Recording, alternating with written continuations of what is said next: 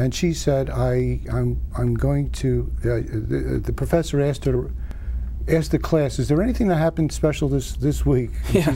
She wrote a poem about, which is found in the book. Yeah. That her hand will not rest. That her hand will not rest until she finds the person who did it. Yeah. I am his daughter. And she had a sense of, as the book says, revenge. Now, she didn't have a sense of going out and killing anybody, clearly. But that remained with her until such time. Now years passed, and then during her, she got married, and during her honeymoon year, she's a writer, national writer for the Washington Post. She took a leave of absence for the year of the honeymoon, and went to Israel to find out who this person was. But she was also doing a study on the subject of revenge as well. It led to the subject of the study. This led to the... Okay. This led to the study. She came to Israel, and she began to, she had read on it and all that, but she felt she had to have some direct experience. And so she went to different parts of the world. She went to Sicily, where there's the, you know, they have in Albania, where there's a code of revenge. Yes, she was in Iran. She went to many situations like that. And then she interviewed people like Leah Rabin. Do you feel any sense? How do you feel about your husband being? You know, and also Netanyahu, and also Shamir, and also, and it's all in the book. These different people, and it became a subject. So it is a non-fiction book on the subject of revenge, but it had a twist in it, in that she wanted, it was objective, yet it was subjective. Yeah, it's a narrative of her trying to find.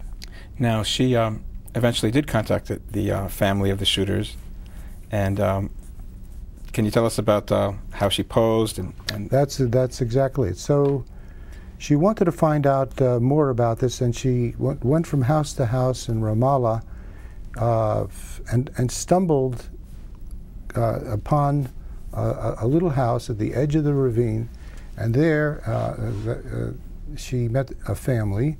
And when she came into their abode there, they said, that's our son over there on the wall. And they said, what? Well, he's a hero. He's a hero. I said, why? Because he is in prison now. But he stood forth for the course, and he shot somebody. She said, who? She says, oh, just a Jew, one of those Jews.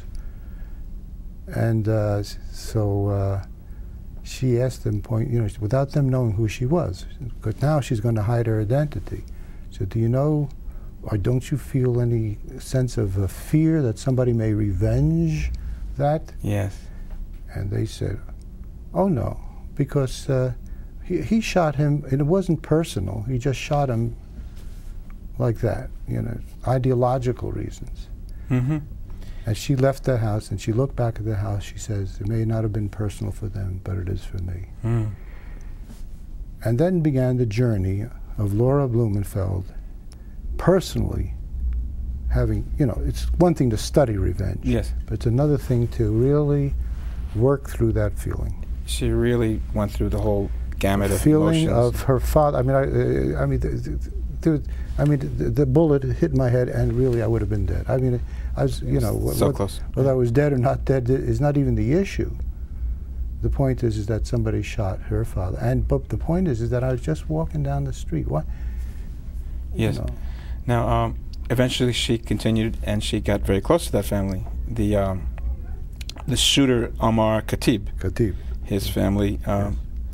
She spent close to a year with that family. She became very close with the family because she was trying to fathom what it is, what kind of a family that he brought up in, and all of that. And the relationship in the course of time developed to be, was very close. Yeah. Now, I was not aware that she was looking for, any kind of revenge. I only found out about her contacting the family even when I had visited Israel in the middle of the year when she was there, after all of her traveling and all of that. And she told me, and I said, So I didn't say stop, because I knew she wasn't going to kill this person, but I said, you know, one thing I do want to know, who that person, well, you know, yes. You've found out who the person was. I'd really like to get to know who that really, and she told me all that she knew, and the story develops on how finally we do meet that person. She got your interest going. Got my interest going. And now I was just really totally blown away by this book. It really has had a transforming effect on my own life in no small way. But the climax of the book is, I was crying when I read it. I don't want you to give the whole thing away. The whole thing away. But a little bit. But essentially, what the book conveys, the message that it conveys, is that there are different kinds of revenge. One is an eye for an eye. Yes. One is turn the other cheek. Yes. And I told her there's another kind of revenge, a revenge which is a constructive. Yes. That is to say, instead of tearing the other person down with negative energy, use that energy, whatever it is that's driving you, into a positive thing. Okay. And a constructive energy, see, I was involved with the Holocaust Commission. Survivors of the Holocaust. Yes. Used what they could have gone on revenge, you know, and gone on that and all. Sure.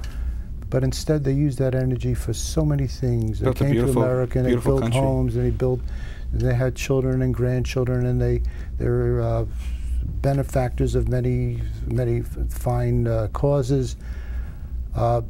Okay. I know one woman who goes to Rikers Island and visits the prisoners there. Yes. Because she herself was a prisoner. So use it constructively. Right. Now, this was very transforming for your daughter Laura, but it was also very transforming for the family. Can you tell us a little bit about how she made an impact on this family? Right, because she took the thing one step further. When I talked about constructive response, she talked about the transformation. She says, I've been transformed by this experience. I started out with revenge. I've come to know these people as human beings. Once you know somebody as a human being, once you relate to them, you look them in the eye, and you come to know them, you're not going to pick up a gun and kill them. Right. Right. That's what she did. Now, she was transformed. Now, she said, could I transform Omar Khatib? Now came the supreme challenge, and that's what you mentioned at the end of the book.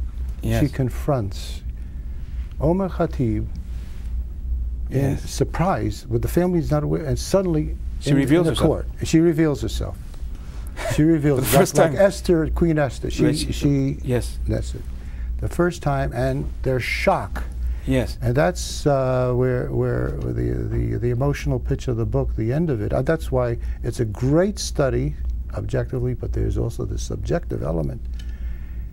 It was person to person now. Yeah. They knew her. You're the daughter of the person who he tried to kill. It's too late. Now, we can't hate you now. It's too late. That's it. As a matter of fact, one of them was going to have a child, and they were going to name the child Laura. It turned out to be a boy. Turned out to be a boy.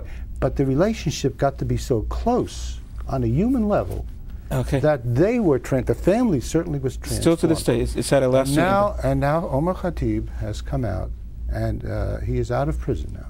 He is out of prison because he had served about 16, 17 years of a 25-year sentence. He's not well. He's not well. And he has come out in public and has said that what he has done is done, and now he from his point of view, terrorism is not the path. Wow. He is transformed. He's afraid, and it was in the newspapers.